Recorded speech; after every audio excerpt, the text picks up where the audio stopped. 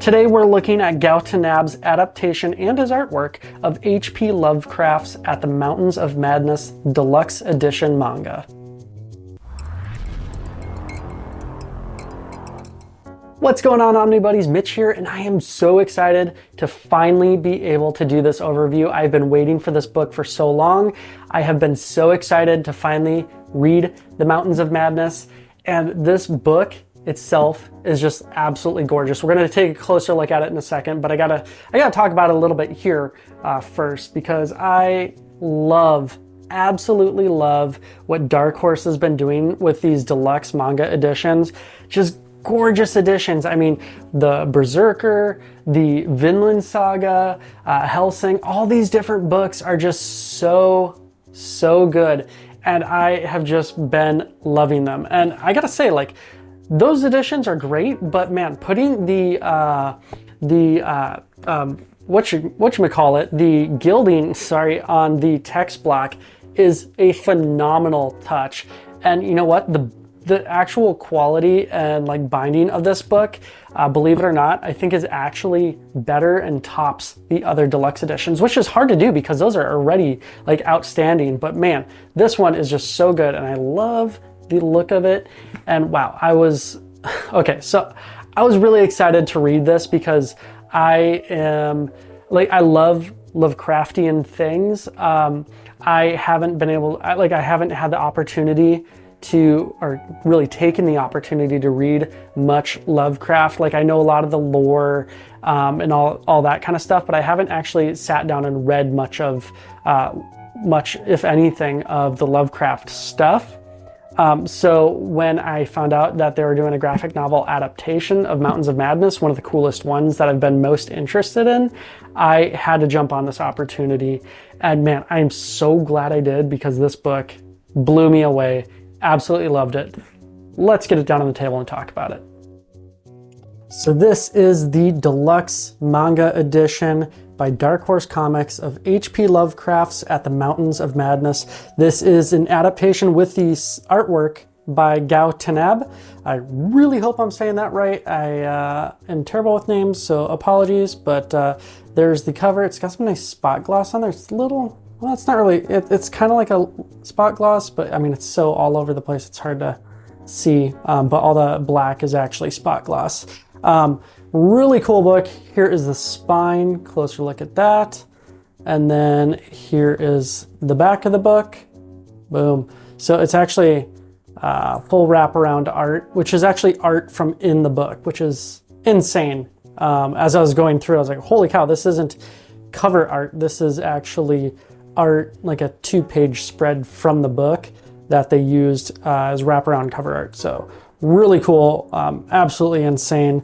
Does have this nice ribbon in here, which is nice. And then the whole thing has this silver gilding on it, which is just incredible and adds so much to this book that's already super gorgeous and just kind of elevates the entire experience. Let's kind of flip it open. Actually, if you do buy it new, you will get a nice little insert that goes on the back with, as most of the Dark Horse manga editions come with. So, talks about all this, a little bit about it, nominated for an Eisner and Harvey Award, and then goes into the story a little bit.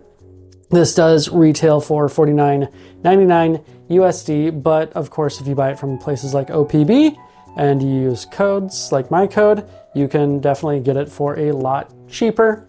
All right, let's put that insert off to the side, or up high, I don't know, whatever you want to say. Okay, so this is a manga, so you are opening it and reading it right to left, not left to right, and you are immediately hit with this like metallic silver end paper. I gotta say, if you know my channel, you know me at all, you know that I am a huge fan of when they do art on end papers. And it could be a pattern or anything like that, but I absolutely love when they use art from the book, or just art, from that artist or whatever that goes along with it. There is different art on each end sheet, which is super cool. So you get this kind of big mountainscape. You get another mountainscape here that's a little bit different with the plane in there. Yeah, so absolutely gorgeous edition. And then we go right into the story here. Let's see, get it going. Got a title page. And then boom, you're hit with little Edgar Allan Poe right off the bat. And then kind of more Edgar Allan Poe. A little bit about the At the Mountains of Madness by Lovecraft. And then more of it, and then you have your translation by Zach Davison, lettering and touch-up by Steve Dutro, and then editor Carl Horn. So yeah, definitely cool. I do like seeing the color in here. That's super nice. Nice little touch, not just all black and white. And then you have your table of contents with original language and then translation here. So it is over 600 pages, so you actually get quite a bit book for your buck right here. Obviously, when we flip through it, you'll see that there's a lot of pages that don't really have much, if any, dialogue or text on them. So it can be a quick read, but I will say that if you take your time and actually look at the art, it will definitely slow you down. So we got graphic novel based on the story, and then written in 1931, all that kind of stuff. And then boom, prologue, After the Storm. I do love that they keep the original language titles in here. That's super nice, super fun. But then you are immediately into it with the black and white, and you are starting off in 1931, January 25th, and there is a expedition to the Arctic, and you are following along basically, and they are looking for survivors. And obviously it's a dangerous time to be an explorer and a scientist going on these exploration trips, especially to the Arctic back then. Well, I mean, it's still dangerous now, but yeah, so they find some people, and as you can see, it can be a quick read. There's not a lot of text here. I mean, full page spreads are abundant, dual page, complete splashes, like very abundant. And I gotta say, like, gutter loss, not really existent here. It's pretty much non-existent, because I mean, you can see the white printing where the printing stops right inside there, and it just folds right open. I relaxed the spine. I read it once. I took some pictures, and now I'm reading it now. So I've kind of read through it, and I've flipped through it, relaxing it kind of twice, and now we're here. And I mean, geez, I mean, come on, it lays pretty flat from the get-go. And then obviously, like I said, you're reading right to left with manga, so you're going boom, boom, boom, boom, boom, boom. So it's just basically inverted. If you've never read a manga before, very, very simple. My brain actually, the first time I read a manga, I had a little bit of trouble for maybe the first, like, I don't know, 10, 15 pages. And then it just kind of like, boom, flipped in my, can't snap with my left hand really. There we go. Boom, it flipped in my brain, and I was able to just go about my merry way reading this. So if you're a little nervous about that, don't be. It's fun to mix it up and see and experience how other cultures read books. I think that's super cool, super fun. And yeah, so I gotta say, I mean, the art in here is absolutely incredible, like beyond incredible. It is breathtaking. It is some of the most detailed, gorgeous art, page to page, that I've seen in a very long time. I love Gou's just like thick, black, dark lines, and his like bright, stark, bright white pages. Just gorgeous detail all around. And that, because I mean, a lot of it's like, oh, it's just really dark. It's not, or, you know, it's just like a great, but then you get in there and you really look at how much detail he actually has going on in these pages, like the hair and the collar of his shirt. Just wow, incredible. And then, you know, a lot of people may just draw snow as just white, but in here, like, he's got texture in the snow, and he's got a lot of snow coming across the pages. I mean, Oh, it's so good. And I mean, we're back to another double page spread splash going on. And like I said before, I mean, he's got those just thick, dark blacks, and then just so much detail and line work. I mean, look at all the line work in those mountains. Incredible, incredible. So, like I said, it does go by fast if you want to, but I mean, dual page spread after dual page spread. I mean, oh, just beautiful, beautiful work. I was just blown away. I mean, most would just say, all right, well, maybe plop a couple stars in here or something, but no, like he goes full out with the shading and the stars. Oh man, so nice. And then we are at the Mountains of Madness. So this kind of starts off as that prologue, which actually you reread that section later on in the book a little bit differently, and obviously with a lot more context. But man, does it hit home. So this is basically this expedition goes to the Arctic, and they are trying to explore it for the first time. One of the first times. There's been other explorers already, some who have gone missing, some who have come back changed and different, and there's been rumors of things. And so there is, the beginning of putting this expedition together. You're meeting all the players, all the characters in here. And then, yeah, you go into it. Man, look at the just ropes and the water and just the sails and the structures and the bird. Man, it's just so beautiful. I cannot get over it. Every page I flip, just wow, just outstanding. So if you don't know about the Mountains of Madness, that's fine.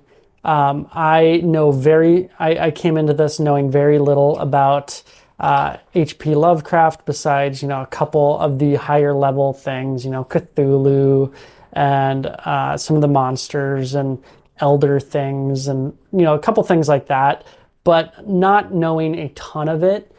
And this book takes you to most all of those places, and you're never lost. It is a great introduction to Lovecraft, in my opinion, as someone who has never really had that much of a good introduction to Lovecraft before, and only has, like I said, that high level understanding of the lore. And man, it is so good. So this is sort of a horror story. It is a horror story, but it's also a thriller and mystery and adventure story. It's not. It definitely has the feel of, if you've seen the movie The Thing. Obviously, they're in like the Arctic or wherever, and monster and getting lost and snowstorms and all of that.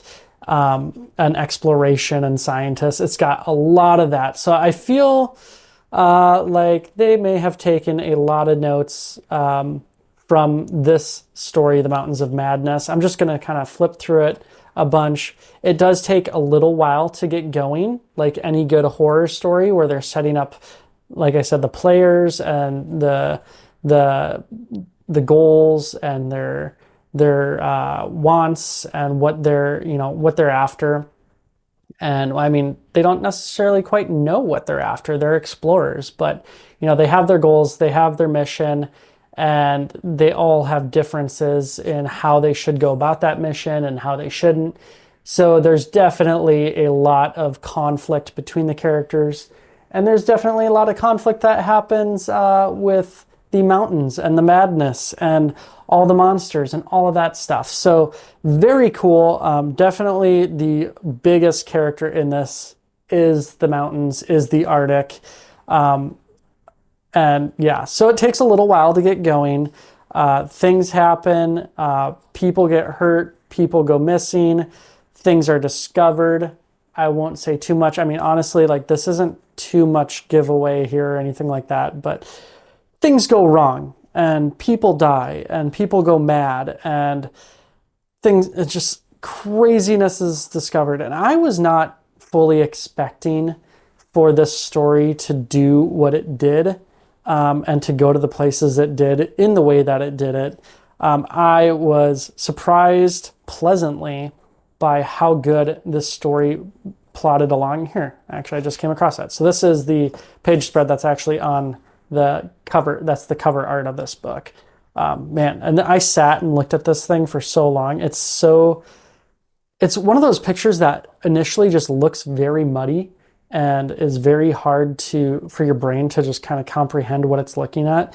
And you kind of got to section it off and find like eyes and find faces and arms and things like that and start looking at the details. And then it all starts coming together. And I got to say, like this type of stuff is where I go, why is this in a deluxe edition and not like an absolute, or like Dark Horse does, a library size book? Because this art deserves it. And it might be sacrilegious to use like upscaling or something like that if this is the scale that it was drawn at. But man, I want to see this stuff at a lot higher scale because wow, I mean, come on, look at the details in this art. If I'm not selling you on this, I don't know what's going to sell you on a graphic novel or a manga or whatever you want to say, a comic, because the art in this is it's S tier. It is top tier, and it's gonna be very hard to compete with this. And and the story is just so good. Like, yeah, it's horror, it's thriller, but it's not one that's going to keep you awake at night, which is nice. I'm not one to really love like too much body horror or grotesque or really, really crazy horror. I used to like it a lot more when I was younger, but now, I don't know, maybe you grow, you change, your personalities change a little bit, your tastes change, whatever. So you have all this black and white, starts with a little bit of color, goes all black and white, and then you have these cool, really great page spreads that are in color, and they are super cool. Very cool. So, and then you're back to black and white again, and really like, I'm not trying to talk too much about the story. I gave you kind of the tones and the ideas and the stuff that happens. I mean, they discover some crazy stuff in the Arctic, and they go into some more about like the Necronomicon, and that whole book that's referred to in a lot of like Lovecraftian lore that has a lot of Lovecraftian lore. They refer back to that quite a bit. You don't really need to know anything about it because they really do explain the whole thing in the book and give you a good enough, deep enough understanding of what it means and what it is through the context of the book and through the narration of the book. Because the whole thing, a lot of it is told not just through regular character-to-character dialogue, but a lot of journal entry, because it is they are a science-based expedition, so they do have a lot of journal entries in here. It's not, that whole like captain's log on the 43rd day of, January we went here. It's more a free-flowing thoughts and coincide with what you're seeing that move the story along. So really well done. And then obviously they do have dialogue in here too, but a lot of it, is told through these types of narration through the journal entries, and then flip back and forth between dialogue and all that kind of stuff. So I'm going to flip through pretty quickly here. Things happen at the end, and things usually happen at the end. So you got nice about the creators. You got, all the publication stuff in here, Kindred Spirits, some interviews with them. Super cool to have interviews with the creators like this. And then a little bit, so then this is for us Western readers who are used to the classic, open up a book, left to right reading. The first page in here is turn back while you still can, which does follow the whole theme of this book too. Turn around and leave while you still can. And then also shows you a quick example of how to read through a manga. So if you do have any questions, boom, here you go. I do appreciate that Dark Horse does that. And then you are hit with this final end paper that has like this metallic sheen to it, which is super nice. I like it. Like it's even reflecting a little bit on the wall over there. gilding on the edges like reflecting all over this room right now. Super cool. I mean, you can see it on the table right there. Nice. Anyways, and then you got this, like I said, nice little silver end ribbon in here. The book is a solid build, like I said. I mean, first time reading it through, it had a glorious eye hole right there. Beautiful binding, very tight, very tightly sewn, but like actually like lays flat very easily and has like no problem being held open and staying open really wherever you're at with one hand, which is pretty dang impressive. Usually when you get to the ends here, like nothing's staying open on its own, but these are it like anywhere you flip here, one-handed, just boom, it's staying open and no problem really whatsoever with this binding. This is some of the best binding, I would say. I love Dark Horse binding, but this and most typically Dark Horse binding is very good in my opinion, and this is even better than typical Dark Horse binding that I would rate as very good. So I mean, it could be my book specifically, my copy, that's so good, but I would venture a guess that with their quality control, mostly all books are going to all copies like this are going to reflect this kind of binding. So that is a quick, not so quick, look at Gou Tanabe's adaptation of H.P. Lovecraft's At the Mountains of Madness. All right, so that was the overview of Mountains of Madness, the adaptation by Gou.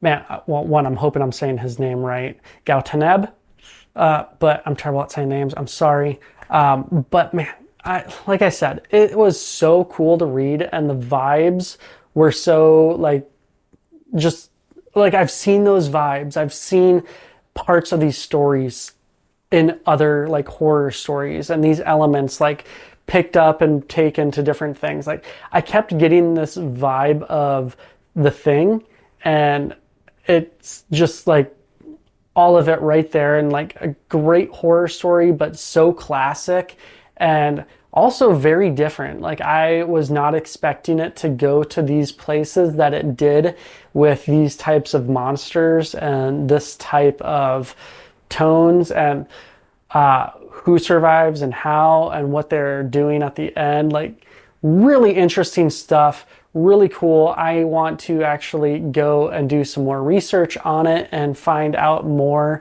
about these monsters, because I know a lot of it's kind of like this interconnected universe and the Necronomicon, something like that. Just how they're all intertwined and work together, and Cthulhu, and just very cool stuff. I had so much fun reading it. I absolutely tore through this book.